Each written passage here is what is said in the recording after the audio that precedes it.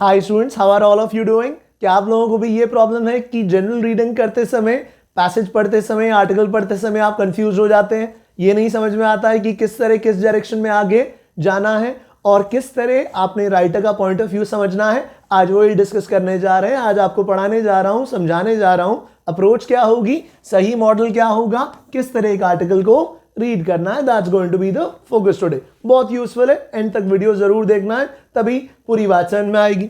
चलो स्टूडेंट्स, अब समझो, एक मॉडल आपके सामने प्रेजेंट कर रहा हूं, एक ब्रॉड फ्रेमवर्क है। वो ब्रॉड फ्रेमवर्क क्या है? Rides. When you are reading an article, what you need to do is ride.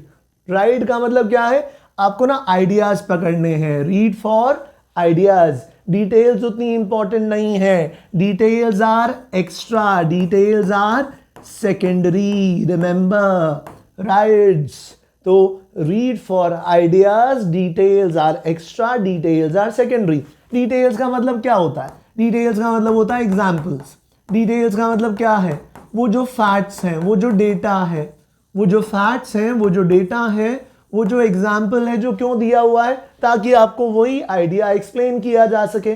तो आपको क्या करना है? आइडियाज को एक्सट्रैक्ट कर लेना है, और डिटेल्स सेकेंडरी है, उनकी इतनी इंपॉर्टेंस नहीं है। बट एक काम आपने भूलना नहीं है, वरना मैं राइड पे ही खत्म कर देता, वरना मैं राइड वहीं स्टॉप कर देता।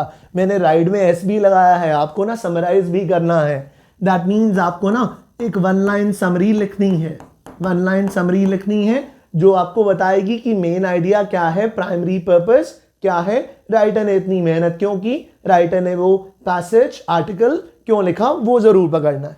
अब देखो, इसको ना मैंने एक बहुत अच्छे से कीवर्ड अप्रोच, जिसे आप थॉट फ्लो अप्रोच भी कह सकते हैं, वहां थॉट फ्लो अप्रोच जो है किस तरह अप्लाई करना है, वो कीवर्ड्स पे बेस्ड है। हमें हमेशा कहा जाता है राइटर का ना थॉट फ्लो समझो। राइटर ने अपने पैसेज में किस तरह अपने आइडियाज को प्रेजेंट किया है, ऑर्गेनाइज किया है, वो समझो।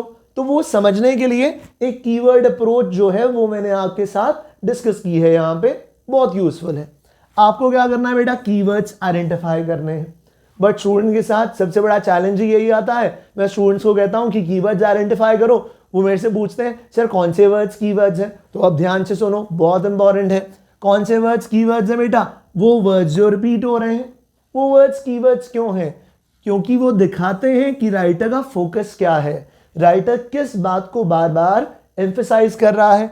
तो वो राइटर का एम्फेसिस, फोकस दिखाते हैं। वेरी सिंपली, राइटर को कौन सी बात इंपॉर्टेंट लग रही है, राइटर किस चीज को लेके ऑब्सेस्ड हो गया है, किस चीज को वो बार बार डिस्कस कर रहा है, वो रेपिटेटिव वर्ड्स आपकी इस वन लाइन समरी में जरूर नजर आए बेटा।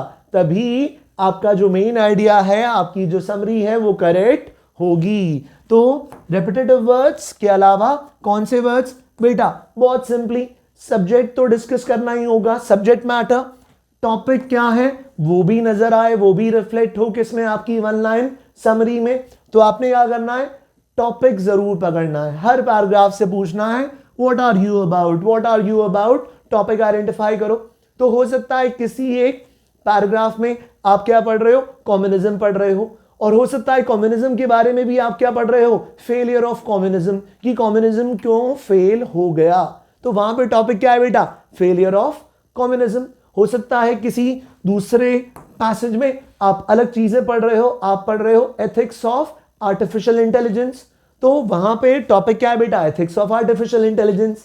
अब कई बार राइटर क्या करता है, जो डिस्कस कर रहा होता है ना, उसको लेके वो क्या फील करता है, वो क्या समझता है, क्या मानता है, उसका पॉइंट ऑफ व्यू क्या है। Guys, POV stands for point of view. तो आपने राइटर का ओपिनियन, पॉइंट ऑफ व्यू जरूर समझना है। अगर राइटर ने अपना पॉइंट ऑफ व्यू, अपना मूड, अपनी फीलिंग्स को शेयर किया है, तो आपकी समरी में वो पॉइंट ऑफ व्यू जरूर रिफ्लेक्ट होना चाहिए। तो इसीलिए आपने वो वर्ड्स भी पकड़ने हैं जो ये दिखाएं राइटर क्या सोच रहा है, राइटर की फीलिंग्स क्या है। हो सकता है राइटर को कोई चीज अच्छी लग रही है, या हो सकता है राइटर को कोई चीज बुरी लग रही है, हो सकता है राइटर को कोई चीज आसान लग रही है, या हो सकता है राइटर को कोई चीज डिफिकल्ट लग रही है। हो सकता है राइटर किसी चीज को लेके यस प्रेज करने के मूड में है, हो सकता है राइटर क्रिटिसाइज करने के मूड में है। उसकी फीलिंग्स क्या है वो जरूर समझनी है।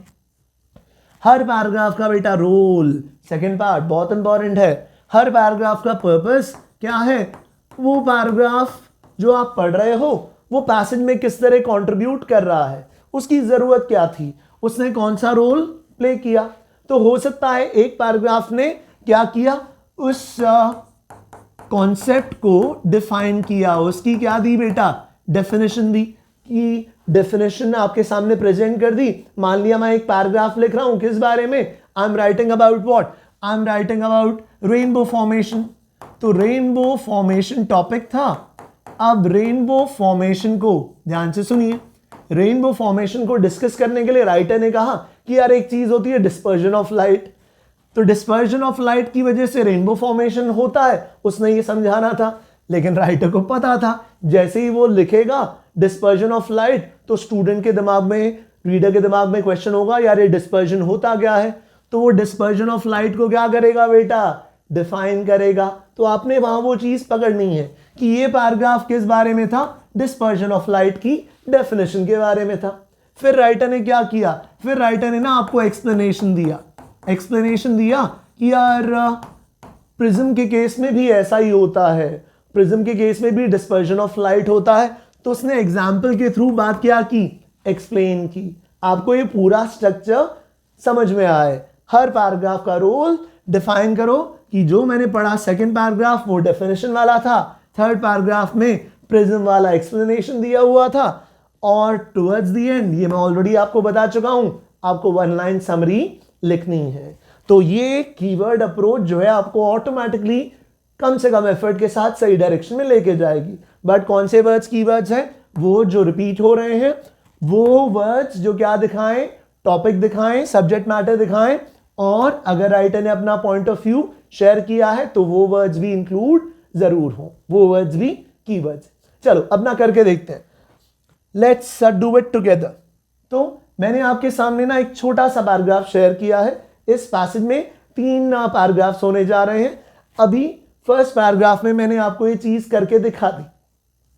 कौन से वर्ड्स कीवर्ड्स हैं देखो जरा स्टूडेंट्स। राइटर ना टीनेजर्स को डिस्कस कर रहा है। What is he discussing, he is discussing teenagers. देखो टीनेजर बार बार लिखा जा रहा है, और क्या लिखा जा रहा है, कौन से वर्ड्स रिपीट हुए बेटा, living, living. So what is the writer discussing, living with teenagers. ये यहां पे डिस्कशन का मुद्दा है, टॉपिक है, लिविंग विद टीनेजर्स। और अब राइटर ने इस एक्सपीरियंस को डिफाइन करने की कोशिश की है। कह रहा है कई बार ये एक्सपीरियंस बम्पी होता है। ये बम्पी क्यों इंपॉर्टेंट है, क्योंकि ये राइटर का क्या दिखा रहा है बेटा, पॉइंट ऑफ व्यू दिखा रहा है इस एक्सपीरियंस को लेके। कह रहा है कई बार ये राइड बम्पी होने जा रही है, कई बार ये एक्सपीरियंस टीनेजर्स के साथ रहने वाला क्या होगा, बम्पी होगा, अप्स एंड डाउन्स आएंगे, कई बार प्रॉब्लम्स आपको होंगी।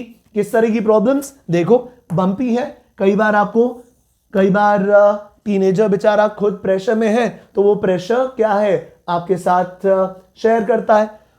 कई बार वो बेचारा एंजाइटी में होता है, बम्पी होने जा रही है, अप्स एंड डाउन्स आ रहे हैं बेटा। तो प्रेशर, एंग्स्ट, ये क्या दिखा रहा है, ये दिखा रहा है राइटर का पॉइंट ऑफ व्यू कि कई बार ये राइड बम्पी होगी। लेकिन ओवरऑल राइटर ने क्या कहा, यार ओवरऑल राइटर का पॉइंट ऑफ व्यू है मजा आ जाएगा, जर्नी बहुत बढ़िया होगी। ये वॉयज, ये जर्नी, देखो वॉयज, जर्नी, स्टूडेंट्स एक जैसे वर्ड्स रिपीट हो रहे हैं, वॉयज, जर्नी, राइड। राइटर इस जर्नी को, इस वॉयज को, कौन सी वॉयज को, कौन सी जर्नी को, टीनेजर्स के साथ रहने वाली जर्नी को डिस्क्राइब कर रहा है और कह रहा है पॉइंट ऑफ व्यू क्या है। कह रहा है कई बार ये बम्पी होगी, कई बार प्रेशर वो टीनेजर फील करेगा, तो आप पेरेंट हो, आप भी वो प्रेशर फील करने लगते हो क्योंकि वो टीनेजर मूडी है। लेकिन ओवरऑल जर्नी में राइटर ने क्या कहा, मजा आएगा क्योंकि आप उस बच्चे को ब्लॉसम होता हुआ देखोगे। जर्नी अमेजिंग है क्योंकि बच्चा ब्लॉसम होता हुआ नजर आएगा। तो अब नेक्स्ट पैराग्राफ इसी पैसेज का मैंने आपके साथ शेयर किया। अब आप इसे एक बार पढ़ें, खुद कीवर्ड्स आइडेंटिफाई करें, टेक अ पॉज है, और अब मैं आपको दिखाने वाला हूं कि कौन से वर्ड्स मेरे अकॉर्डिंग कीवर्ड्स हैं, फिर हम समराइज करेंगे। देखो स्टूडेंट्स, अब आए आपके सामने कीवर्ड्स। राइटर ने क्या कहा, देखो वो चीज कंटिन्यू हो रही है। टॉपिक क्या है बेटा, टॉपिक है लिविंग विद टीन्स। पेरेंट्स को लेके यस ये एडवाइस दी जा रही है कि कई बार डिफिकल्ट होगा, कई बार ये डिफिकल्ट होगा, कई बार ये बम्पी होगा, क्योंकि आपका वो जो बच्चा है, बेबी है, वो जो टीनेजर है, अब वो क्या बन गया है, अब वो यंग अडल्ट बन गया है। तो कई बार ये चीज डिफिकल्ट होगी, राइट बम्पी होगी। उसी बात को और आगे डिफाइन कर रहा है, समझा रहा है, उसी बात का रेपिटेशन हो रहा है। कई बार वो आपकी अथॉरिटी को लात मारेगा, चैलेंज करेगा, डिफिकल्टीज प्रॉब्लम्स आएंगी, राइट बम्पी होगी। कई बार आर्ग्यूमेंट बहुत जबरदस्त होगा, कई बार लाउड वॉल्यूम पे म्यूजिक चलाएगा, राइटर उसी बम्पी राइड को, उन्हीं प्रॉब्लम्स को डिस्कस कर रहा होगा। कह रहा है कई बार आपको लगेगा कि प्रॉब्लम इतनी ज्यादा है कि आपसे बेर ही नहीं हो रहा, आपसे बेर ही नहीं हो रहा, आपको ऐसा लगेगा, ऐसी फीलिंग आएगी। तो क्या राइटर यहां पे डराने की कोशिश कर रहा है पेरेंट्स को कि यार हमारी तो बैंड बज जाएगी, हमारे घर में एक टीनेजर है? नहीं नहीं, देखो देखो, थोड़ी देर पहले उसने क्या कहा था स्टूडेंट्स, थोड़ी देर पहले उसने कहा था वॉयज कैसी होगी बेटा, ऑब्जर्व करते हैं। थोड़ी देर पहले उसने कहा था वॉयज अमेजिंग होगी, मजा आएगा, क्योंकि आप टीनेजर को बड़ा होते हुए देखेंगे। तो अब तक ना उसने दिमाग लगाइए, अब तक उसने सिर्फ बम्पी राइड को डिस्कस किया, सिर्फ ये दिखाया कि राइड क्या है बेटा, बम्पी है, लेकिन आगे उसने शायद कुछ ऐसा बताना होगा जो आगे डिफाइन करे कि उसका पॉइंट ऑफ व्यू क्या है। तो चलिए स्टूडेंट्स, अब ये पैराग्राफ पढ़ो, once again take a brief pause और देखो यहां पे कौन से वर्ड्स हैं जो आपको कीवर्ड्स नजर आ रहे हैं, और फिर मैं आपके साथ अपना पॉइंट ऑफ व्यू शेयर करूंगा, तो साथ साथ हम इसको डिकोड करेंगे।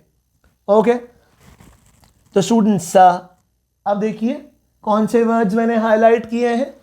कह रहा है, अब राइटर ने क्या कहा, राइटर ने कहा यार चिल, असल में ये प्रॉब्लम्स छोटी हैं, आपको दिख बड़ी रही हैं। थोड़ी देर पहले उसने कहा था यार दिक्कतें आएंगी, प्रॉब्लम्स आएंगी, the ride is going to be bumpy, you know there will be arguments, sometimes you will feel कि यार इनके साथ रहना, टीनेजर्स के साथ रहना बिल्कुल इम्पॉसिबल है।